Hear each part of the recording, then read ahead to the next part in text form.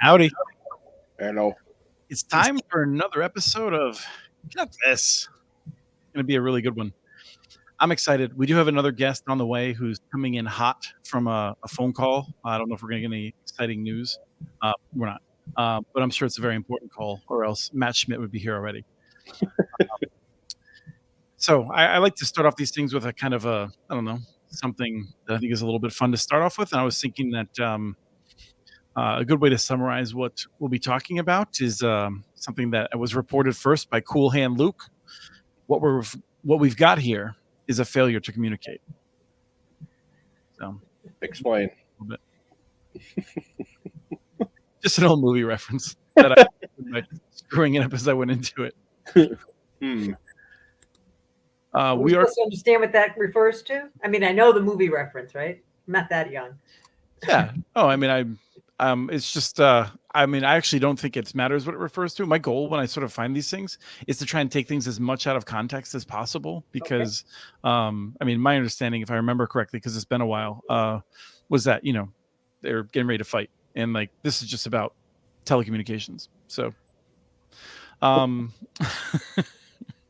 this is how good I am at what they call filling time in the industry, as we hope that Matt Schmit will join us imminently. And let me start by introducing our co-host, Travis Carter. Travis Carter is the director of a fiber motion picture coming to your town if you live in the Minneapolis vicinity. Welcome. And do you like my RV disco Vegas kind of backdrop today? Different than my normal one. So we're on the Wi-Fi here at the campground. So let's see how this goes. It looks sharp. You look like you're transmitting in high definition, and we've seen no glitches in your audio. So I think it's a win. Very nice. Where were you last week? Or 2 weeks ago when we did it. You were in Dallas, but that was a good connection. I was in Dallas in the ice storm. So yeah, it was.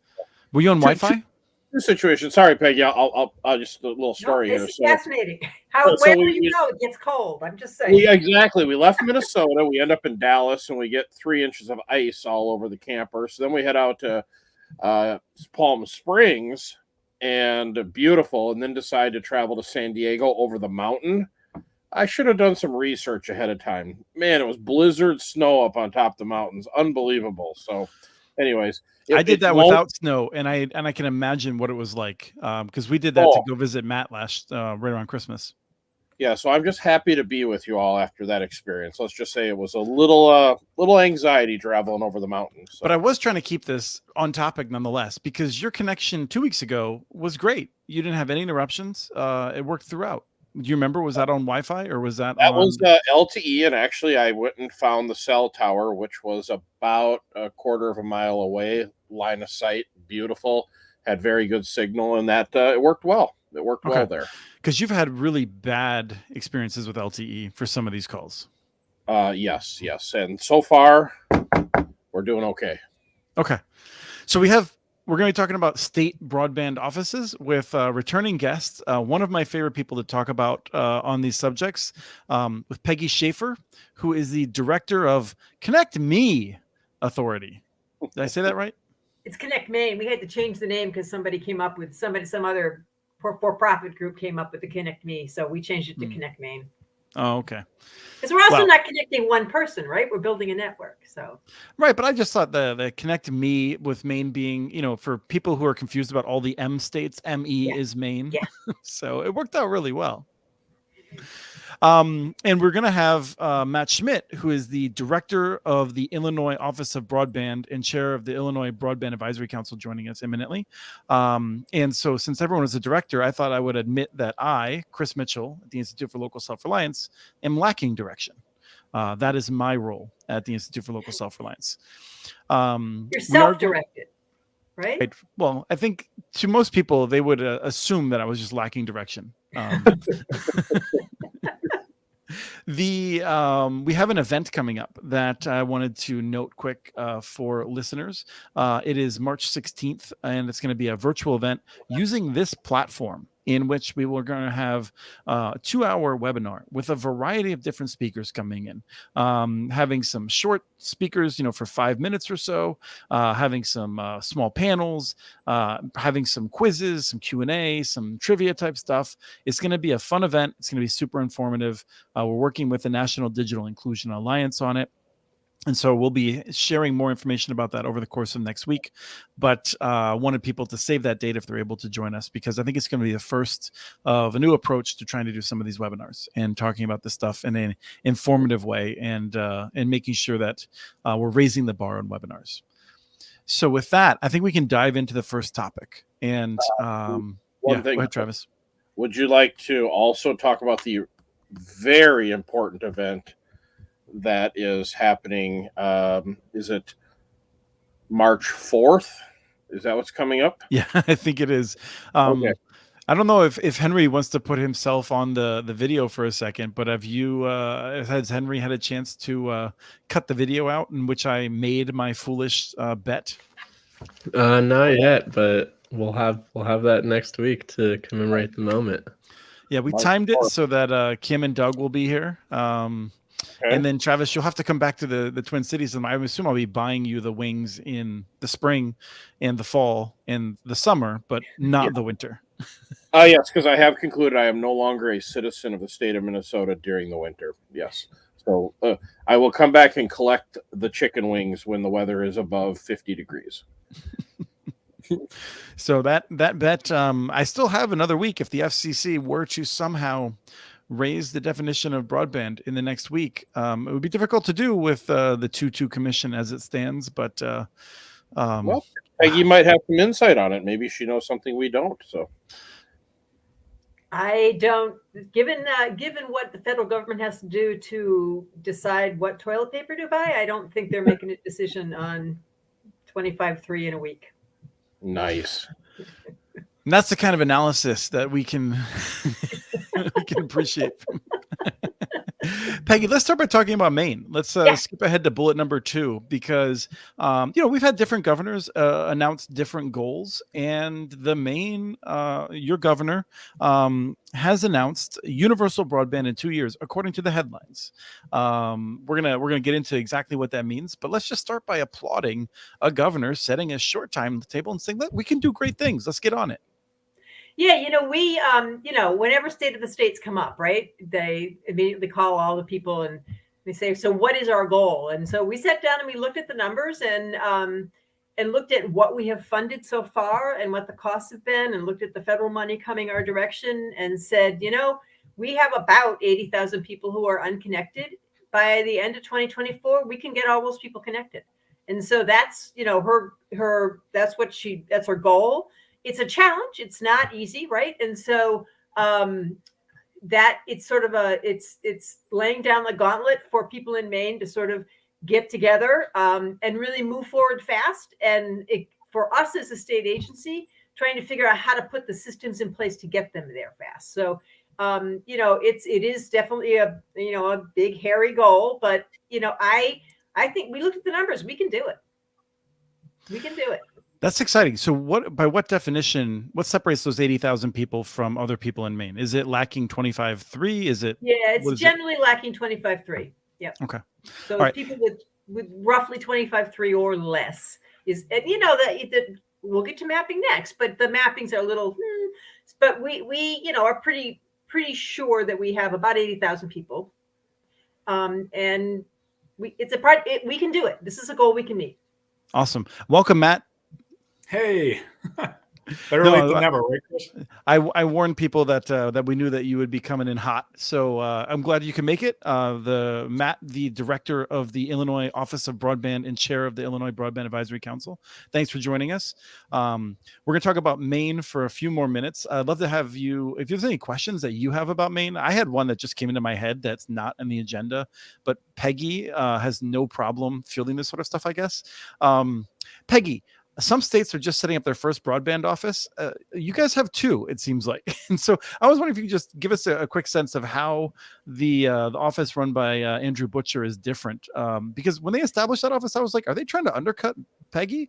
But then they installed him, and he's great. So when we looked at our statute last year, we know we have things that I guess we could call guardrails in our statute about things we can do and things we cannot do. And some of this, quite frankly, it started with when we tried to do CARES funding and we tried to fund kids, connections to kids. And we discovered our statute doesn't allow us to build in areas where somebody's already served. So we couldn't use that money like in downtown Brunswick or South Portland to bring a higher quality, low cost service to students. And that was sort of the genesis, right? So, and there were other things in our statute we knew we couldn't do. Like we can't really own things. And so we created the main, let's put it this way. Our choice was to clean up our statute, which would have been a fight, or to create something bright and new that everybody could get behind. And so that's what we did. And so we created the Main Connectivity Authority, which doesn't have any guardrails in statute, right? So is that how they sold it? No, that is not how we sold it. But it can depending on money, right? Where the money comes from. It can serve the unserved. It can serve the served. It can bring a higher quality, low cost service to certain areas of the state that right now have some level of service, but it's unaffordable. It can own things, so it can own middle mile. We can use it to if we have an area that we want to invest in with a public utility, it can become that public utility and own last mile. And so it opens up a lot more possibilities. And if we're going to use this federal money smartly, and if we're going to use it quick, and if we're going to connect people, we needed every tool in the toolbox. So that's one of the reasons we created it.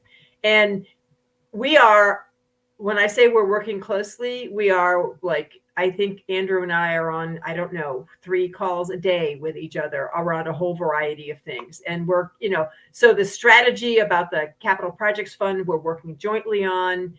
Our current round of infrastructure grants, some of the federal funding coming in that to beef that up.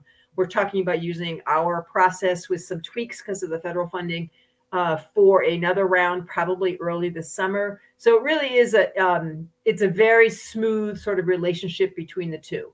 And we're still ironing out what happens to ConnectME and what we have a small funding stream that we don't want to get rid of. And so we're trying to figure out sort of how this all works together. And are there going to be pieces that we are going to continue to do and pieces they're going to continue to do? It's all sort of to be determined, but we're all on the same path. I mean, we literally are. I'm not making that up. Excellent. I just wanted to clarify one thing, which was that I think you were speaking in a style close to my heart when I think you a little flippantly when you said that it could serve served people, and I suspect what you had meant was that areas that appear to already have service where perhaps not everyone is able to take advantage of it. Right. Yeah, I mean, when you look at if you look at the National Broadband Ability Map that the NTIA has up, and you focus in on the town of Lewiston, what you see is that immediate downtown area on the FCC has 25.3, but people don't have computers and they don't have access. And so the question is how we fix that, right? And so it is sort of an urban area, a lot of 3-story walk-ups, and it's an area that right now is heavily settled by Somalis.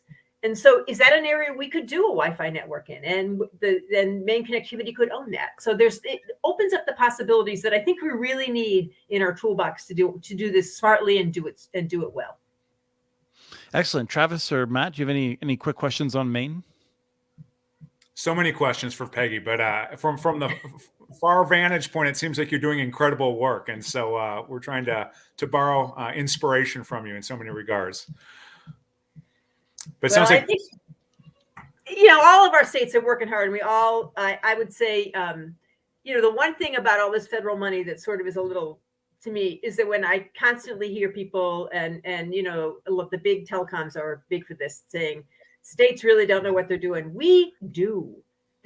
States are working at this. Even states that have just starting their program, they're hiring people. They're being smart about it. Louisiana didn't have a program at all. And honest to God, they have a fabulous program now. And so there's a lot of work being done in states, and it's good work. Mm-hmm. So I guess, Peggy, my question is, you said 80,000 folks was your plan in the next 2 years. Are you building a new network, or are you utilizing network that's already there? I'm just kind of curious from the kind of practical plumbing side of the equation, how you're planning delivering to them. Some of it will be building over DSL. A lot of it will be building over DSL. Some of it will be expansion of, fiber cable that's already out there. There will also probably be, as we do this, some places where we're going to use wireless that will, that will bring service, but has fiber coming to it, so that over the time period we can upgrade those final pieces to fiber. But we're going to be looking at every option. And there are places, every state has them, right? Lots of places, every state has them, that are going to be on satellite, right? Because they're 2 miles down a road, or they're off the grid or something like that. And so there are, there's lots of technology options, and we're going to be looking at all of them. And Peggy, in this case, you're not going to be likely owning many of those. That's often going to be other providers that are being supported to expand, I'm guessing. I don't know that that's true, right? Oh, okay. Because we have areas of the state where the existing provider is not necessarily that interested. And so that becomes a very hard conversations in community about who's going to do it, right? And so if we can step in and build and own that network, and then build up a community ownership at the same time, that might be a solution. Mm-hmm. Cool. So I wanted to move to another item we're going to talk about here. We're going to talk about speed tests, speeds, and how much effort is going to mapping speeds, whether or not this is useful, and if it is going to be done, how to do it in the most useful manner.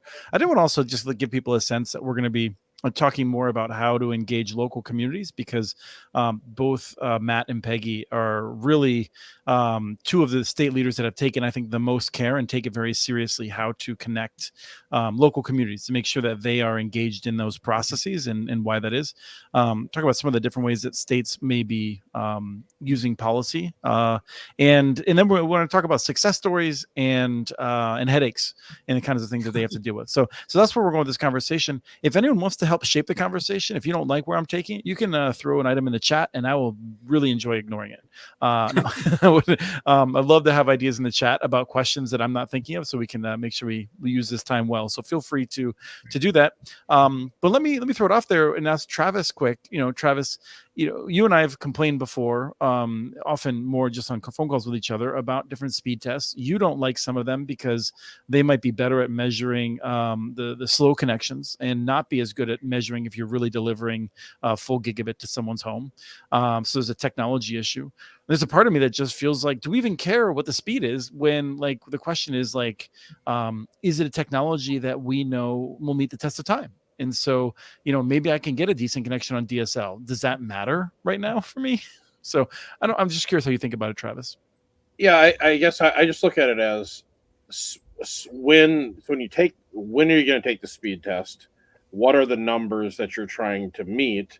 Which, gives you a little bit of insight, but I guess the challenge I have is, if you're a fiber overbuilder and you're putting gigabit service or 10 gigabit service into each of the properties, but you're providing, let's just say for conversation, 100 megabit service, does that really paint the appropriate picture for what technology and capacity is available there, at any particular, census block or whatever component you want to measure?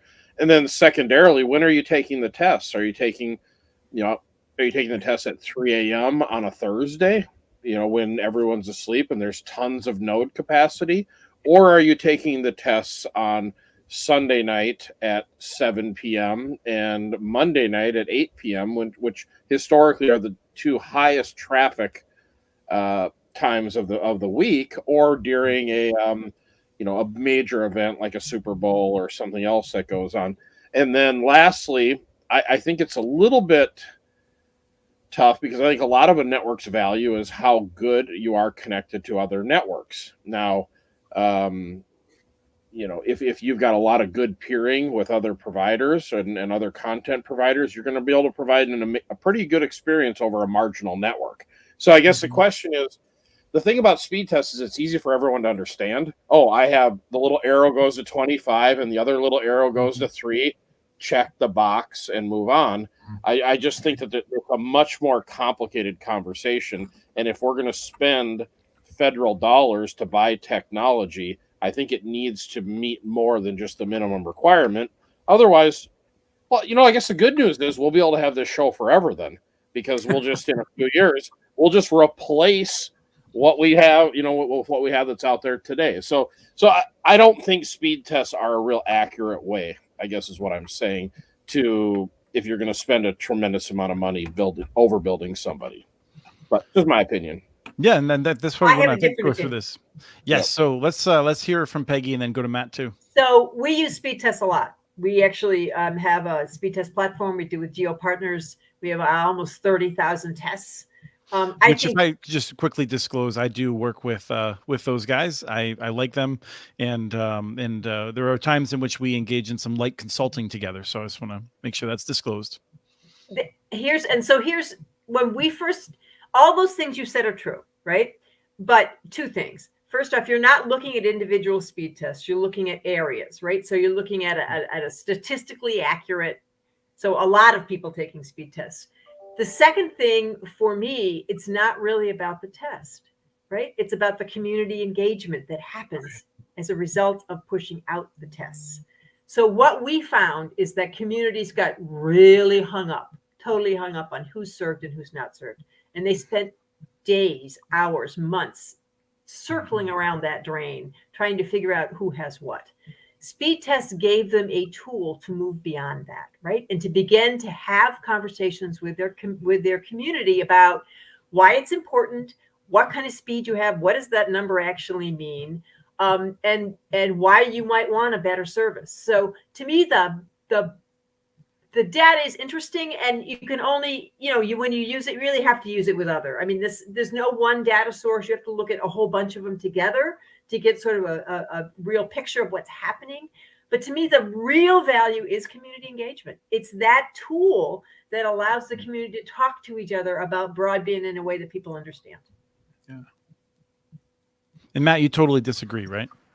Always, right? So, yeah, I think the engagement piece is really important. And so when you look at what Illinois is doing with its Illinois broadband map, that the speed test is prominently displayed there. So folks check it out. They look at the map and they say, like, is the case a lot of times when you're looking at a broadband map, this isn't accurate. Let me take this speed test.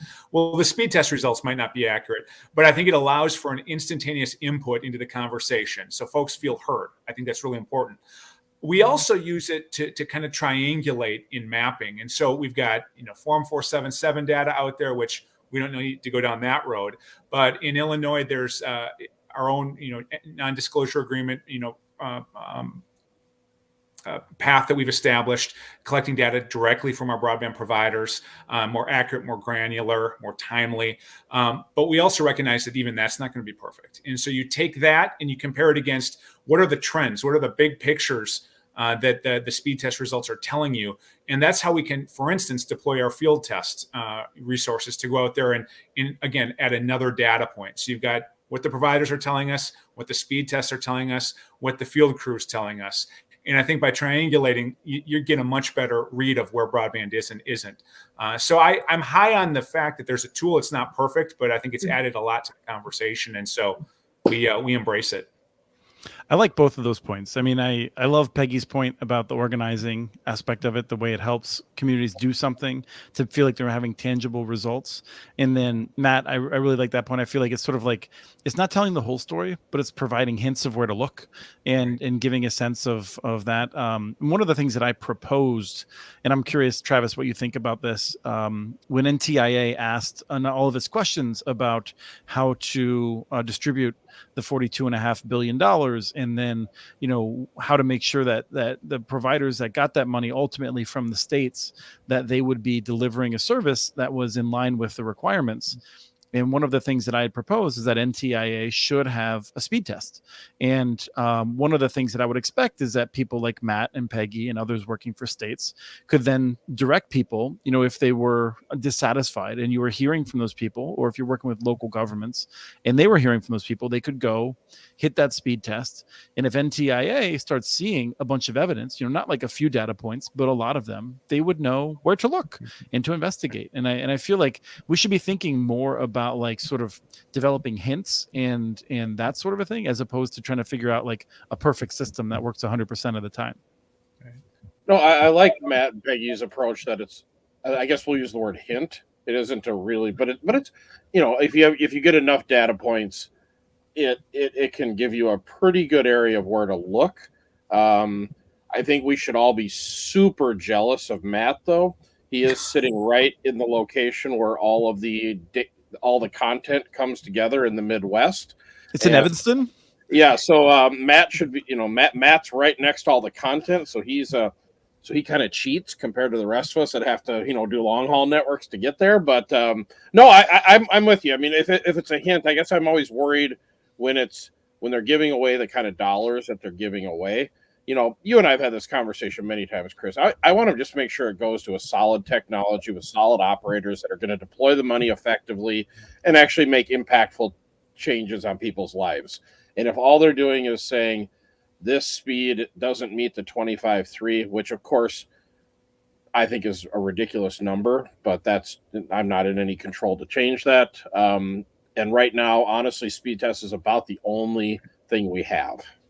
Right. I feel like the biggest Achilles heel, though, is that issue of if a person's doing it on Wi-Fi, if they're doing it while they have two kids gaming, And so I'm curious, like Peggy and Matt, are there any best practices? Are we going to get to a point where you can just ship out like $5 USBs to folks to have them wander around and do these sorts of tests in some sort of more interesting way?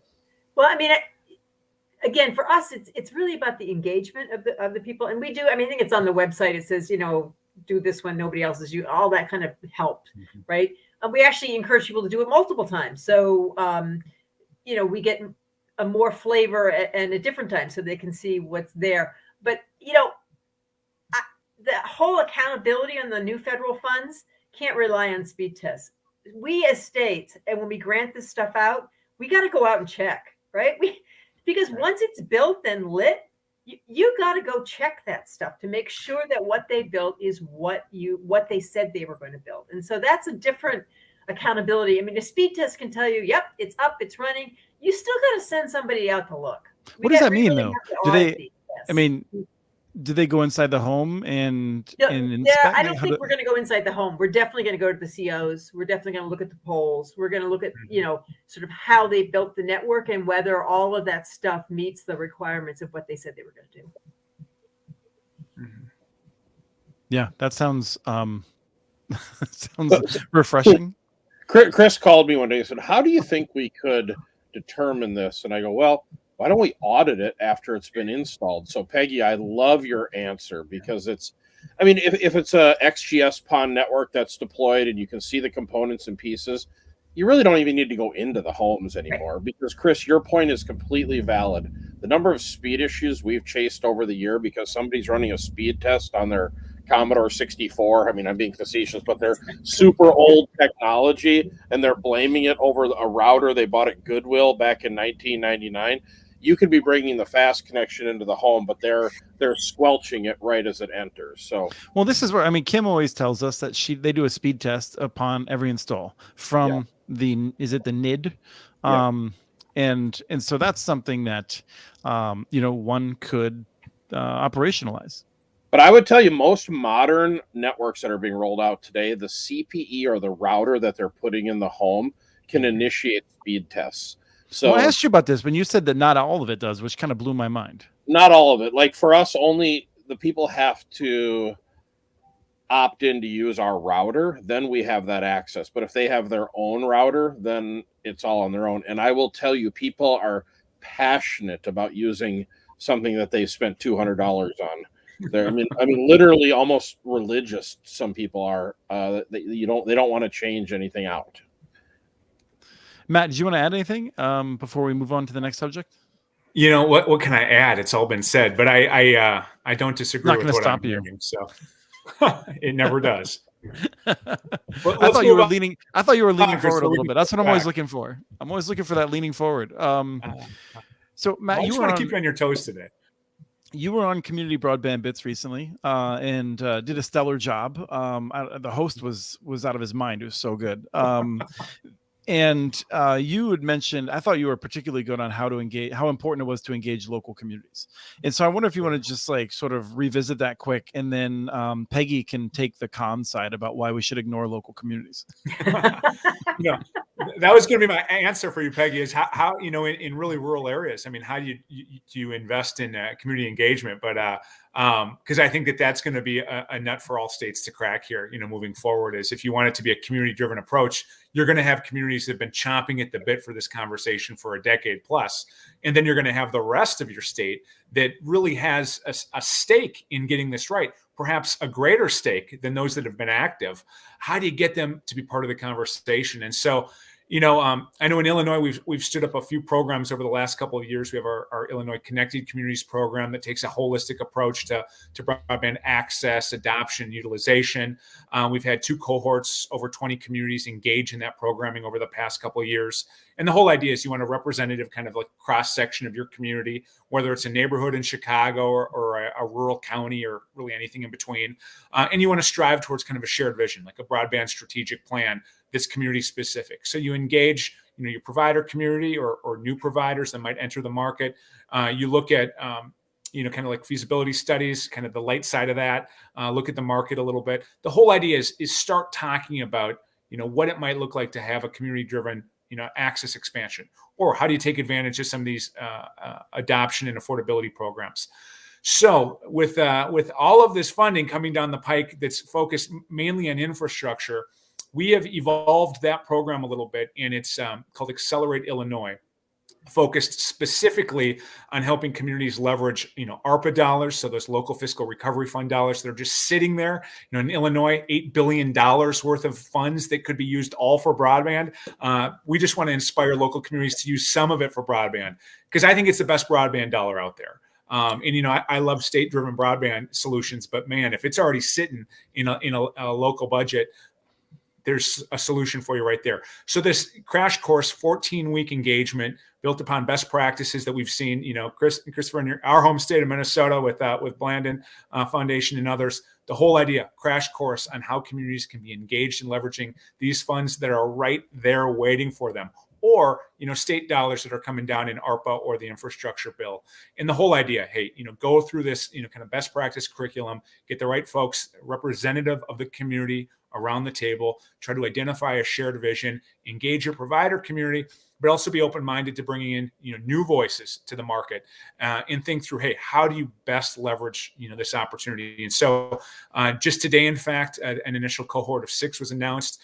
There's a second cohort that has been selected that will be announced down the road. And I think this kind of engagement is really important. And before I stop rambling on here, it's just also really important for me to emphasize this isn't just an Office of Broadband-led initiative. It's working only because of the cross-sector collaboration that Illinois' Office of Broadband's been able to stand up over the last couple of years. So you're looking at Benton Institute for Broadband and Society, based in Evanston, right down the street. But also you have Heartland Forward, which is a Midwest-based think and do tank that has supported some of our work, and not to mention University of Illinois Extension.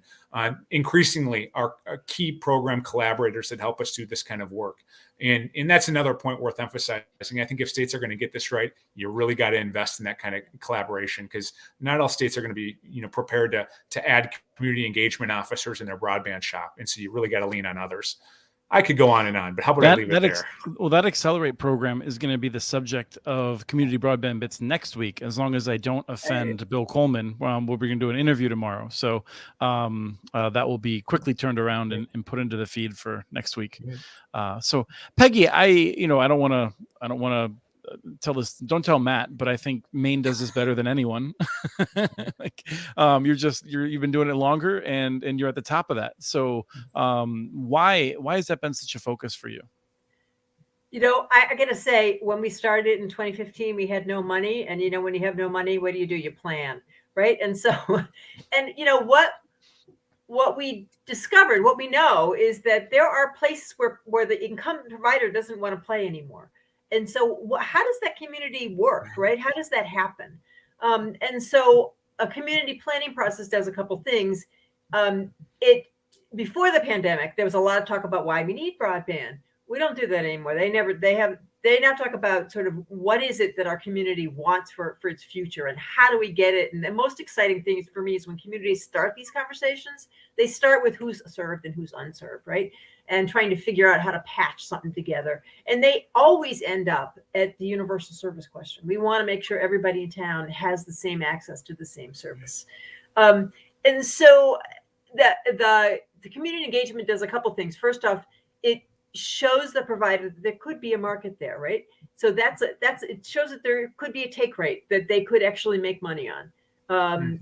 It also engages the community in a way that the community sometimes puts some money into it.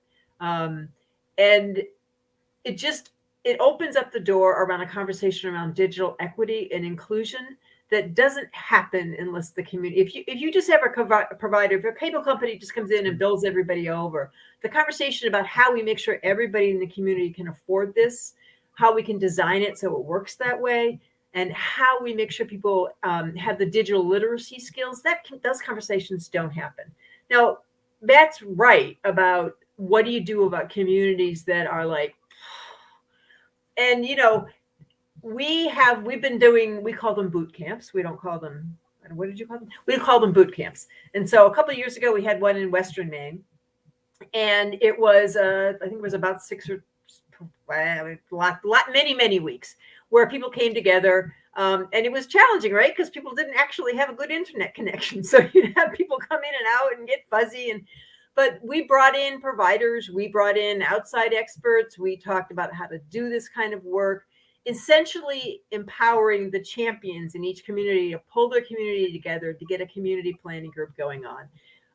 The result of that right now in Western Maine is that we have a group that they've just changed their name. I think it's now Eastern Shore, which don't ask me why they call it that because they're in the western part of the state. It always confuses me. But they're organizing themselves around a school district. And in Maine, we always had this problem. Towns don't like each other. I blame it on high school sports. You play each other in high school sports. You never even middle school sports too. Yeah. Well, and so, but these are people that share a school administration unit, right? So they share a high school, they share a whole variety of things. And so they're used to working together. And so this district, which includes one town in New Hampshire that's not connected to New Hampshire, is working together, and they're talking about creating a broadband utility district. They have a lot of unserved small towns. They have some pretty well served larger towns, and they've been working diligently at this. I think the one surprising thing for me always is who's in these communities, right? You start these processes and people crop out of the woodwork. There are ex-telecom people who understand how networks work. They're the teacher, they're the librarian, they're the retired exec from far away who understands how to organize people. And those are all, that's sort of what happens in a community. Our job as a state agency is to make sure they have the support that they need to make that go forward. And so one of the things that we are constantly doing, I think we've done it 3 times this year, is we are constantly changing our community planning grants, constantly, based on what we hear and see in each round. So this year, we used to have what's called a phase 1. We dumped the phase 1, and now we're just going with a startup grant, which is at the beginning of every month. If you're interested in starting a broadband plan, you send us your name, you send us your address, we send you a contract and a check, and off you go. And then you can come back in for what we used to call a phase 2. We just now call it a continuation grant because we've given out a lot of phase 2s, even to the same people. And so we understand they have to build these networks out, right? And part of that is building these community planning process up. And we took a page from the Midwest. We're putting in place a group of people that we call community boosters, which we are stipending to have one person in every county who is going to work with that county to make sure these community groups keep going and make sure they start. We've also developed a community of practice, which is all of the people who've been doing this work in Maine. They meet about every other week on a Zoom call, and talk about successes and failures, right? What we can learn from each other. Some of them have been doing it for a long time, some of them haven't been, but they're all coming together on a regular basis to have a conversation about what has worked in my community, how can it work in yours. And by using that, we are starting to bring in more and more communities in little pieces at a time. We're starting another, the Washington County is starting another boot camp up there. And they're bringing in towns who've been talking about broadband for a while, but they're going to bring them all together and do the same skill building you talked about, this sort of, how you work in your community, how you make this happen. The piece about this is that every community is a little different, and you need to be flexible and you need to be supportive. And so we are constantly changing what we do to make sure that these people have the support they need. And like Illinois, we have a team of people who've been doing this for a while, right? There's the Island Institute, there's the Maine Northern Forest Center, there's the Council of Governments, our community foundation. And it's really this village that we have created that continually supports this effort. And we couldn't do it without them. We just couldn't do it without them. You can't hire that kind of help. And it's really important to build those community support systems and get those organizations that are engaged in economic development in one form or another engaged in this activity. We also have our AARP has been huge, right? They've now started this whole group called Community Connectors. And there's right now about 50 volunteers who are working across the state to talk to people in their community, write letters to the editor, talk to their legislators about why broadband is important. So it's a whole variety of things, but it centers on the personal need of everybody needing broadband. That's great. I have a question, but I want to give Travis a crack at you first, potentially here. Well, I guess our approach on community engagement is a little different. Is when we choose an area to expand our network into, we try to engage the community to understand the logistics of what's going to happen. Because as you can imagine, when you're doing a large construction project, I always call it looks like the circus is coming to town. All this heavy equipment and machines and stuff are going to come through the neighborhood. And it's interesting to think about a lot of these infrastructure plays. A lot of these people who have lived in these neighborhoods 50 plus years have never seen the infrastructure being built. They've never seen the sewer or the gas or even the cable for that matter. It's just always been there. So it's really been an interesting experience to try to educate the community as to what it takes to come through and overbuild a new network. And that, so I guess our aspect of engagement is a little further down the road. And then also letting the political folks understand that you're going to get those phone calls from people to let them know that the petunias have been damaged in their front yard on accident. And it's a 911 issue that needs to get addressed. So that's my take's a little different than probably the folks that are running the broadband offices are. Just as long as you don't get the begonias. That's the those begonias. Yes, the roses. No, So it's just, when construction, a lot of equipment, a lot of people, there's going to be things that happen. But a little secret for people that are out there, get a bunch of $20 Starbucks gift cards. It's amazing how many problems get solved on the street corner with a little gift card. I hear you. We're sorry. Let us give you this. Yes. Please event. Here you go. Thank you. Everyone's happy. So the question that I had is, I feel like, the best case scenario is the communities are already engaged. They're enthusiastic. They have people who really want to do this. Do you ever run across places where people are just sort of apathetic and they're like, can't you just get the cable company to solve this problem? Like, I'm busy. I don't want to do this. Does that happen? Yep. Absolutely. We had and sometimes we're lucky, right? So we got called to a meeting in Garland, which is, thank God it was virtual because it's about 2 hours from my house in the middle of nowhere. Oh, well, we're going to get some calls from Garland. Why are you saying this about likely. us? And, they were like trying to figure out this, how they're going to do this. And before I went to the meet, before they called, I said, you got to call Bill Varney. He's a small provider in that area. I said, call him, have him come. And so, there was a group of us, somebody from Senator King's office, somebody from the Economic Development office, Danny Sullivan from down east. We're all sitting on a Zoom call waiting. And meanwhile, Bill Varney was just talking, and we were all like, what are we doing here? Because Bill said, essentially, you're on my path. I can do you. You don't need to own your own network. I'll come. And that, we get a lot of those easy matchmaking. But there are communities who are just like, this is too much. I don't want to do this. I don't really have an answer for them, because if they're lucky, they'll find somebody and we can maybe do that matchmaking. But if they're just going to sit there and complain about their broadband and not move forward, then nobody's going to come and help them. Matt, I assume that because you're physically intimidating and very mean in real life, as opposed to this persona that you have online, that you just go and you intimidate people into working on it.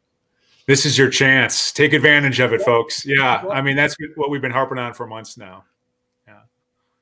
But yeah, I think, to Peggy's point, I mean, I think you can't force, a horse to water. I mean, I think if it's not kind of in the ethos of a community, or if you've got kind of maybe outdated, ideas of roles of government, and the fact that this isn't something that a local community or state or the federal government should be involved in, that can be a hard thing for local elected officials to get past. And I think there's also the real concern about, hey, I'm intimidated here. I don't know this stuff. I don't want to mess it up. We've got dollars that can be used for sewer or water or other needs that are, arguably just as pressing.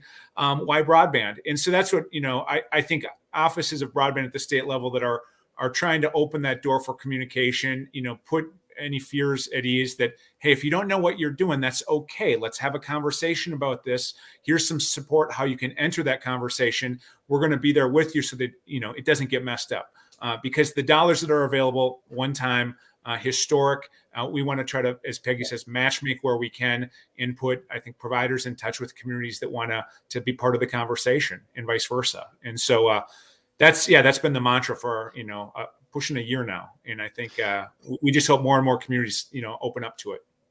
And so I think actually this federal money has done that, right? Because everybody's talking about how much money is coming into the state. Yeah. And, when we get emails from the governor's office saying, I hope you're going to spend some of that my way, it gives you an opportunity to say, we're not going to spend it. You have to be part of this conversation. Nobody's going to come in and do you. You have to be part of this conversation, because we're building a network. We're not going to serve you and not your neighbors. So you need to get together and talk with your neighbors about how you're going to make this happen. Yeah. Now, I wanted to note that there's a lot of good detail in there, but I wanted to pull out two things to make sure people sort of come away with an important note, and that's that both of you have these programs that the state has helped to form and to carry out that allow communities to get educated.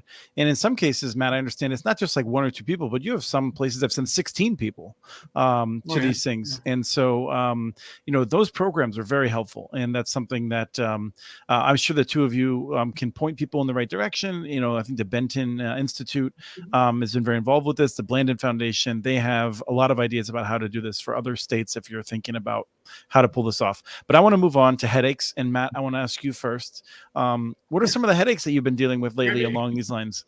And if you don't have any, you can pass. Yeah. I'd love to pass. But, I think I agree with Peggy fundamentally that states are ready for this challenge.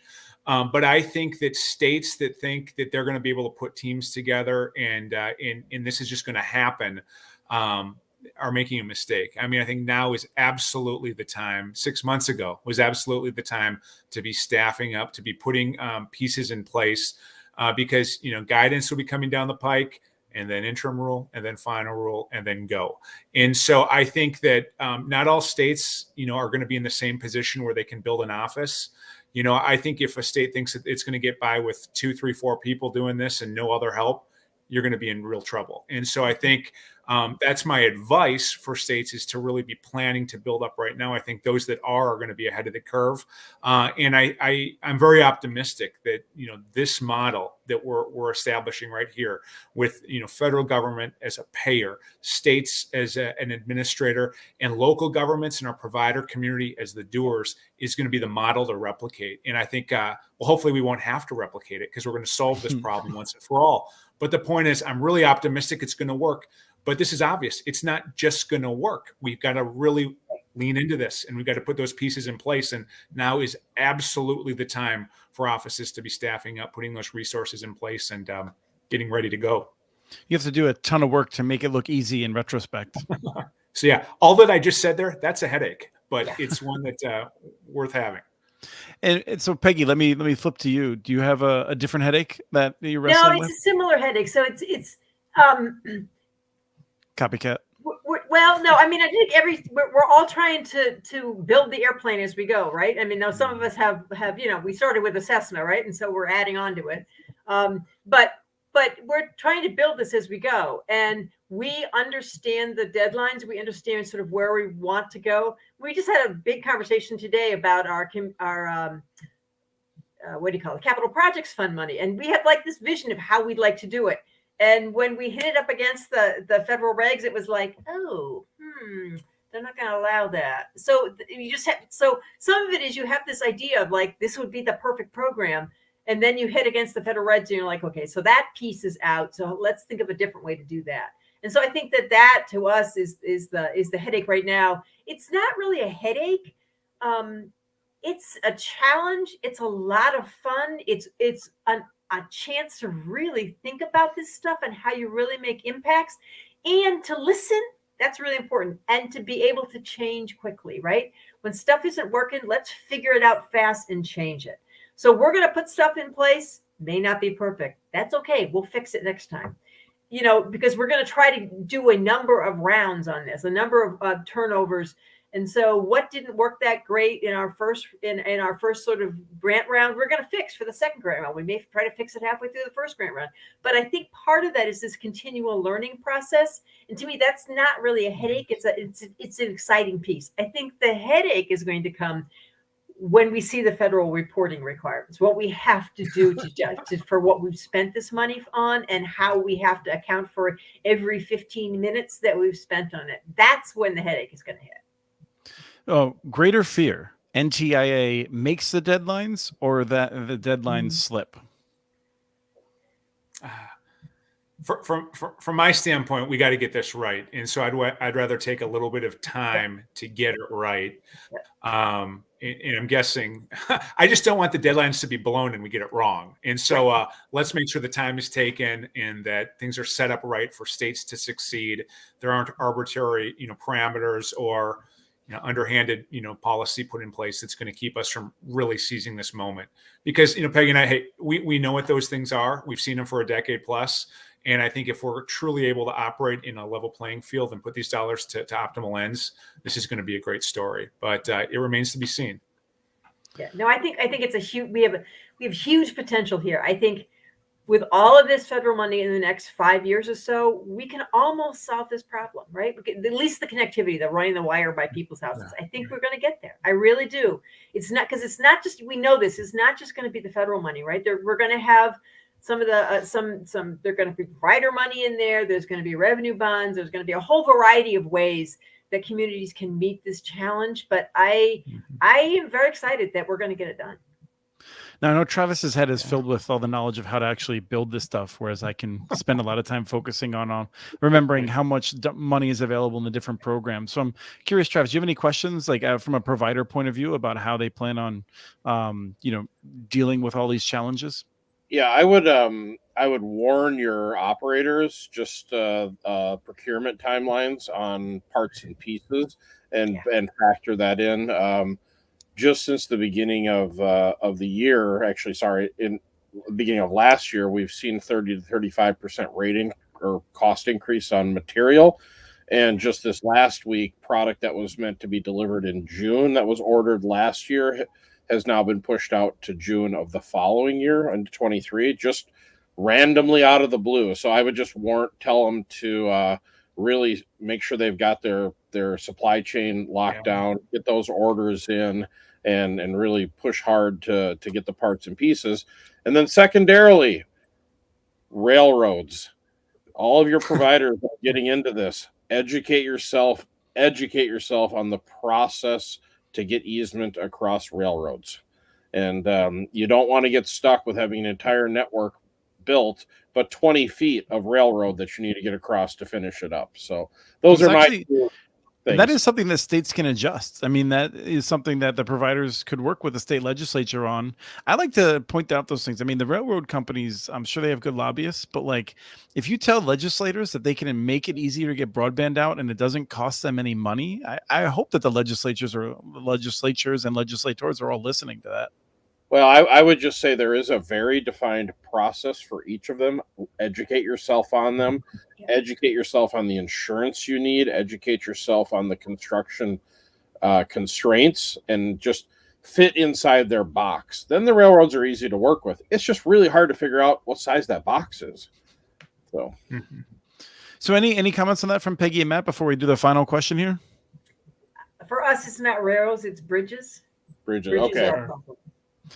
I think I may have told that story before about how much I love that bridge over the Penobscot that just got replaced. I think got replaced like 10 years ago. Yeah, it used to be beautiful called the Singing suspension bridge, and now it's, I don't know what it is, the Verona Bridge or something. Beautiful. No, If anyone's up in that That's area, you can take an elevator to the top of it. You get this great view. Oh, it's lovely. That's a great DOT story of when that bridge failed. It was sort of a moment, right?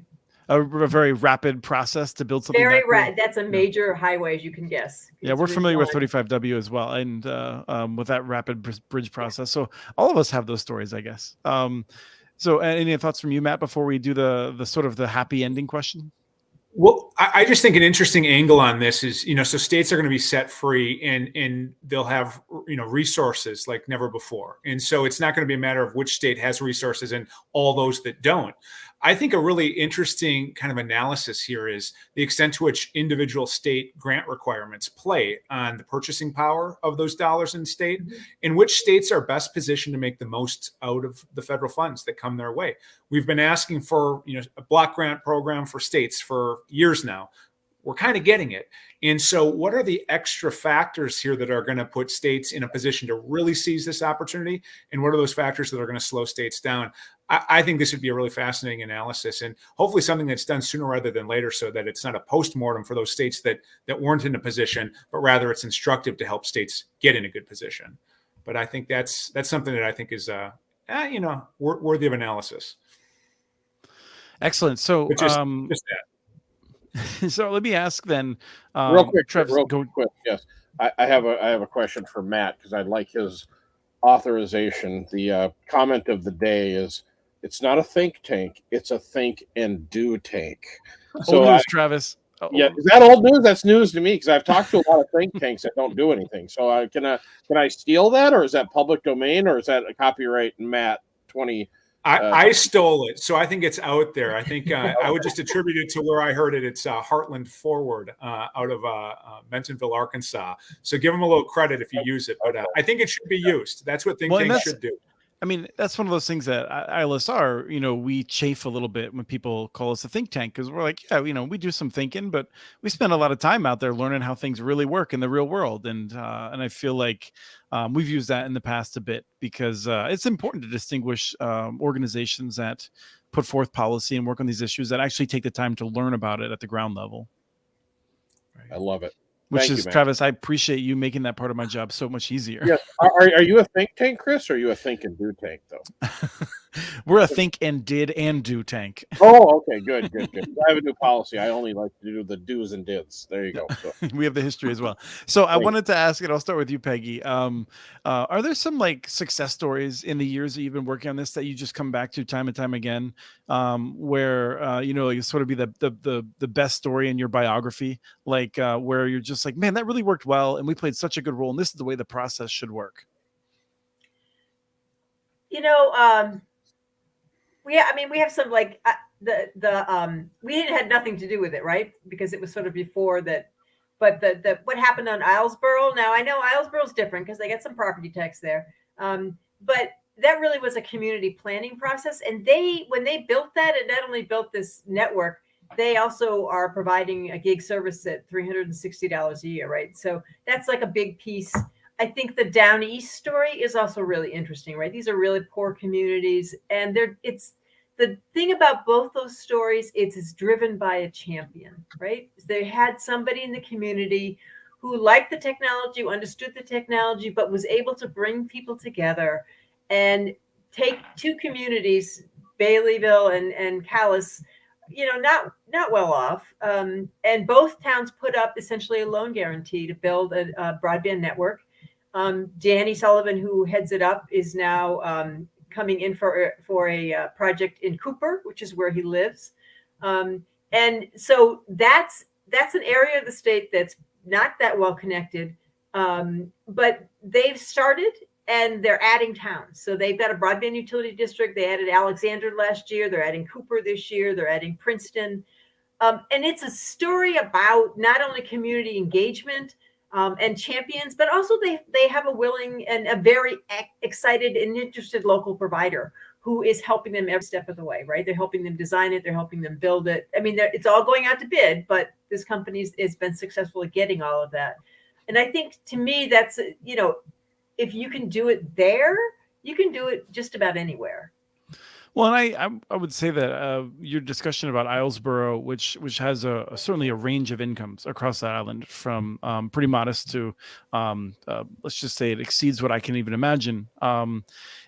When I talked to Paige Clayson, the champion of that back in the day, it was far from certain. I mean, it was speculative. It was, it was definitely dicey going into the vote about that. So and we have those conversations in the Broadband Bits feed way down deep for people that want to go back to that. They had all kinds of other problems too, right? They're an island, right? And so they were CMP. They were lucky, was putting a new line in, so they were going to piggyback an on electric that line, fiber, right?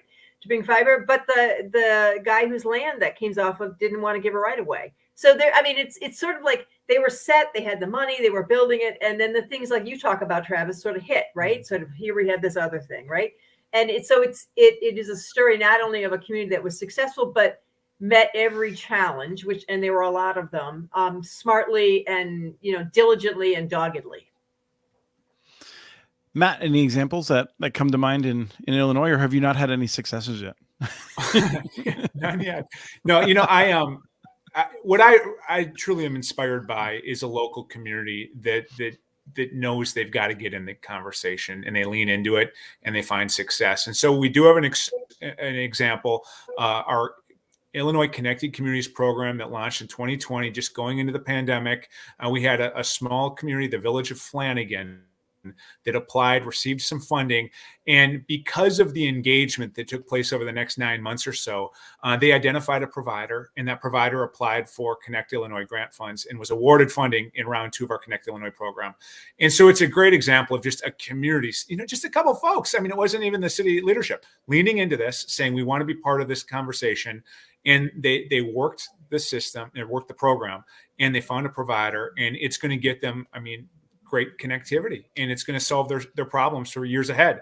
So that's one that really comes to mind. There's another one too. I'll just say this because Christopher, in a previous life, I was traipsing around Minnesota trying to sell my fellow legislators on the idea of investing in broadband, and now half of the states have copied those principles more or less. But I'll just tell you this: it was really cool to see a small provider get a grant in the second round of the program and be able to go to that fiber lighting kind of ceremony where we cut the ribbon. And for a couple of years, this program was benefiting all districts around the state except my own, despite the huge broadband needs that my district had. And then finally it kind of came around, and just to see, hey, you know what? This is something that we were able to stand up, and it actually has some benefit just miles from my home. That was kind of cool. And so those sorts of stories where you just really see the real people who lean into the opportunity and in the programs that we've set up, solve a problem for them. So I'll go on and on, but those are a couple. Well, no, I want to ask you to go on for a second, which is, I feel like a non-sarcastic question to this, which is when you lose an election, I feel like it's got to be hard to recover from. And when you look back on those sorts of memories where you had a concrete difference, you've improved people's lives through hard work, fighting against your own leadership in some cases to establish that program. Are those the things where you're just on balance, I'm really glad I did that? Or does what is it like being in public office and reflecting on that? Oh yeah, I should say, for people who don't know, Matt was a senator in the state of Minnesota for a term. Yeah. 2 terms. Oh man, so this is a whole 2 episode terms? itself, Christopher. Yeah. But I think my family would say it's great that I served for a term, and it's great that I was retired in 2016. I've really enjoyed what I've done in my retirement. But I'll just tell you, I mean, it's great. The thing that I miss the most is being able to take an idea into, the council's office, those who draft a bill, and say, hey, can we collaborate on making this idea a bill? And in the idea of broadband, it was very abstract. And I had, some legal folks look at me like, what are you trying to do? This isn't something states do. And so literally I wrote a lot of it. And the point is, it's really, it was rewarding to be able to take an idea and turn it into something that's tangible. And then beyond that, something that actually can get passed and funded. And so, yeah, it was incredibly rewarding, but I'm glad I'm doing what I'm doing. And, I got 2 little kiddos and one on the way. And so, I'm glad that I'm retired for so many reasons. And it's just kind of a happy coincidence I'm able to do this kind of work. My career was largely around transportation and economic development. And I think looking back, broadband's kind of at the confluence of those 2 lanes. And it's funny how life works. But here we are talking broadband 10 years later. And it's just great to see states like Maine and others just really setting example around the country for others to follow. And so I assume thanks for the conversation. I assume that it was just that when we were in grad school together, you just really admired the work that I was doing. And you wanted to follow my footsteps. That's right. You guys, for folks listening, I've known Chris Mitchell for 15 plus years now. We're going to date ourselves. But you were into this issue before anybody else I knew, and so and I know the intent that you applied to it. And so it's great to see what's taken off. But yeah, so Travis, stories. Yeah, he's not very passionate about it either, is he, Matt? Yeah, not at all. Yeah. I'm not compared to some others on this call who have maybe even put more time into it. But Travis, any last questions as we're heading toward that conclusion? No, I think it's great. I would tell people that, deploying these broadband networks can be very frustrating if you let it get to you. So I like to enjoy the victories, and the victories for me are, when you start lighting up people and start giving them service and you start having impactful change. I mean, literally, life-changing impacts on people's lives. I mean, it's worth all the noise, let's say, at the end of the day. And there's been some noise, Chris, hasn't there? So yes, yeah, there's noise, and some of it's even from well-intentioned folks. It's hard to doesn't make it. Yeah, I forget, because we all live in this every day. I forget how, the vast majority of people have no idea how the internet works and what it takes and the parts and pieces. So it's really hard to have a fruitful conversation with people that they're nice folks. They're just not educated on how much goes into it. So I'll leave it at that. Yeah, and I mean, while we're talking about history, Peggy, I do remember, I think we met face to face. I don't know if it was the first or the second time, but that radio interview. And that was where I was like, hey, this lady's going to be great for the state of Maine. This is awesome. That's what I was doing this as a volunteer. So, right. So this has been a fun discussion about what the states are doing. And we are going to be back next week with another show. It is going to be with, there's these 2 new folks that are really on the scene. They're doing some good work, Kim McKinley and Doug Dawson. I'm excited to see what they can bring to the show. I don't know. Excited to meet them. I don't know. Or they think they're going to be good. So yeah, I kind of doubt it. It's going to be hard to doubt today, I'll tell you that. And it's the 1-year anniversary of the bet that I made that has been referenced on just about every show since. What bet was that? Sorry, real quick. The bet about whether the FCC would certainly, beyond a doubt, with no question, I was totally obvious that nothing could get in the way, would raise the definition of broadband from 25.3 to something bigger by roughly March 4th of 2022. And the victor will win what? What are the spoils? Travis does not have to buy wings for me for the whole year. I will be purchasing wings for him. We're heading back. I'm in San Diego. I'll head home right now. So we got Doug and Kim next week, and there'll be some wing talk. And I'm really appreciative of Matt and Peggy coming on, the great work that you do. And Travis, thanks for interrupting your 3-month-long vacation to give us some time. Yes, thank you. I've got to go out and enjoy the sun. They have blue sky down here. I don't know what that is. So we have blue skies all the time here. It's just it's always gray at my house. What do you mean it's blue at your house? I got to move to St. Paul. So. Yes. So thank you, everyone. This has been another fun episode of Connect This.